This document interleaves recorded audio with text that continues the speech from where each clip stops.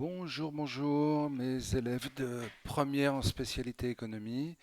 Donc c'est Marco ici et je vais vous faire aujourd'hui une petite vidéo très courte en fait sur le corrigé donc des deux premiers travaux que vous m'avez rendus. D'ailleurs, je vous en remercie parce que le travail est de bonne qualité, vous avez tous joué le jeu. Donc on a un bon point de départ là comme méthode de travail pour la suite. Alors, si vous allez donc dans le Drive, chapitre 4, vous voyez qu'il y a vos prénoms, vous avez tous mis vos travaux, et donc vous avez quelque chose qui s'appelle corriger. Donc là-dedans, vous trouverez donc le corriger. Donc je vais cliquer dessus et je vais l'ouvrir. Alors, première remarque, donc au-delà de la qualité du travail, je vais faire des commentaires d'ordre généraux sur ce que vous m'avez rendu. Si vous voulez quelque chose de plus personnel, à ce moment-là, vous me contactez directement sur Meet ou sur WhatsApp et on regardera spécifiquement donc ce que vous avez fait. Alors, au niveau global, je l'ai dit, donc c'est un très bon travail. Il n'y a pas de reproche. Deux petites nuances quand même. La première, c'est de bien faire attention à l'orthographe. Vous savez qu'au bac, c'est quelque chose sur lequel on vous jugera également, qui peut pénaliser la qualité de vos copies, donc faites attention à ça. Et la deuxième, c'est de bien lire les questions. Je vais y revenir. À certaines questions, vous avez répondu un peu à côté et c'est dommage. Alors, le premier travail consistait, donc c'était des questions qui portaient sur le petit film Où va mon épargne. Alors, la première question était expliquer donc comment est utilisée l'épargne placée dans les livrets d'épargne. Alors, la réponse, je vous donne là les réponses officielles qui étaient fournies donc avec ces exercices, était qu'une grande partie de l'argent collecté sur les livrets d'épargne est reversé à la Caisse des dépôts et des consignations. Cette dernière utilise les sommes perçues pour financer le logement social, la politique de la ville, les investissements dans les territoires. Ce sont là donc des investissements non spéculatifs. Alors, ce que je me suis dit, donc évidemment la Caisse des dépôts et des consignations, il n'en était pas question dans le film, donc vous ne pouviez évidemment pas l'inventer. Néanmoins, ça fait partie des choses que je pense vous pourriez regarder, sur lesquelles vous pourriez avoir de l'information. Ça fera partie de votre background économique.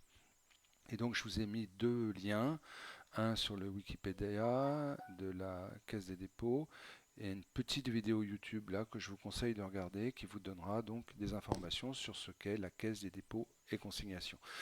Je précise néanmoins pour Vincent et pour Marie-Jean que c'est une institution typiquement française.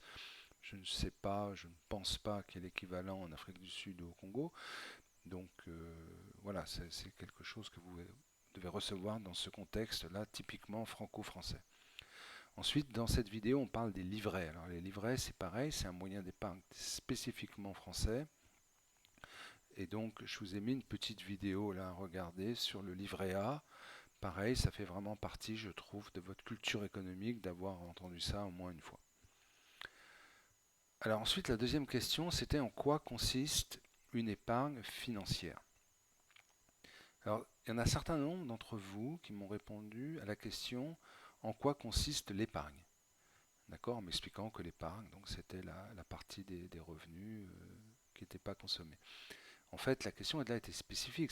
On parlait d'épargne financière qui s'oppose à l'épargne bancaire. Donc l'épargne bancaire qui va donc en particulier dans les livrets.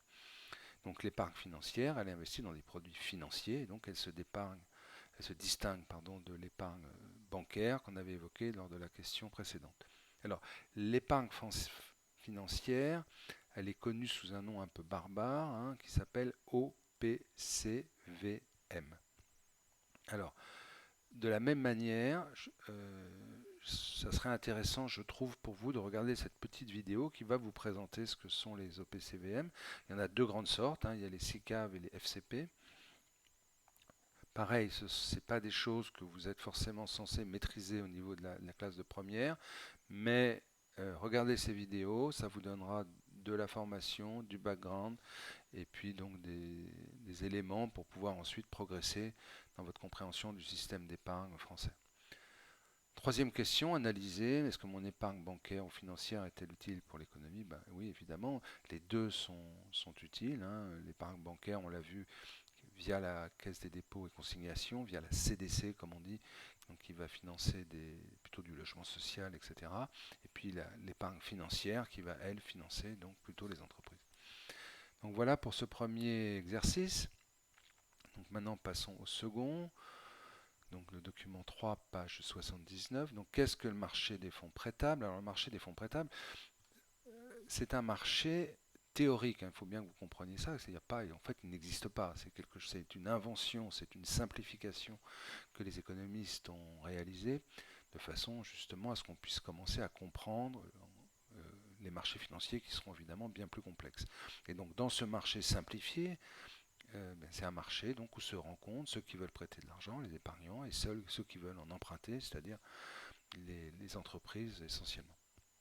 Alors, comment se détermine le taux d'intérêt R sur ce marché? Eh bien, comme dans tout marché, il y a un prix, hein, le prix dans lequel l'offre et la demande vont s'équilibrer, vont se confronter.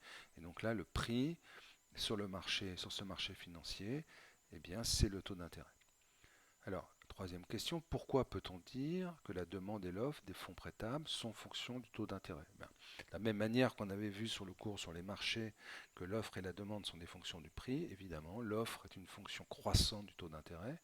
Plus le taux d'intérêt est élevé, plus les épargnants sont encouragés à épargner plutôt qu'à consommer. Et puis c'est une fonction décroissante de la demande, enfin la demande est une fonction décroissante du prix plus exactement, parce que plus le taux d'intérêt est bas, plus les projets d'investissement financés par l'emprunt seront rentables, donc nombreux. Dernière question, quelles seraient les conséquences prévisibles d'une baisse du taux d'intérêt R sur le marché des fonds prêtables? Ça paraît évident, hein, la baisse du taux d'intérêt sur le marché des fonds, ça encourage ceux qui veulent emprunter, parce que ça coûte pas cher, mais évidemment, ça décourage, d'un autre côté, ceux qui veulent épargner, puisque l'épargne, du coup, est moins rémunérée. Alors, je vais faire une petite aparté là, puisque c'est Vincent qui, dans son travail, me dit la baisse du taux d'intérêt est source d'inflation.